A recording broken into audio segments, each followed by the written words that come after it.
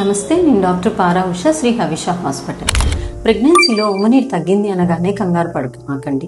ఒక 4-5 ఇంపార్టెంట్ చిట్కాలు చెప్తాను. అవి ఫాలో అవుతే ఉమ్మనీరు మళ్ళీ మెయింటైన్ అయ్యే ఛాన్సెస్ ఉంటుంది.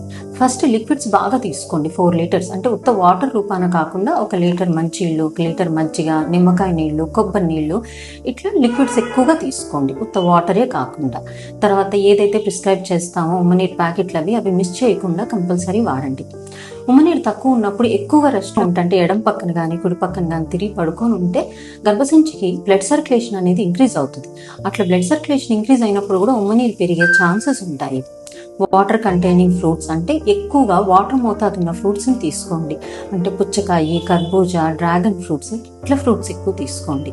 ఉమ్మనీరు తక్కువ ఉన్నప్పుడు పిల్లల బరువు కూడా కొంచెం తక్కువ ఉండే ఛాన్స్ ఉంటుంది. కాబట్టి వీటన్నిటితో పాటు హై ప్రోటీన్ డైట్ అంటే మీట్, ఎగ్, మిల్క్, శనగలు, ఇట్లా పప్పు ధాన్యాలు ఇలాంటివి ఎక్కువగా తీసుకోండి. Thank you.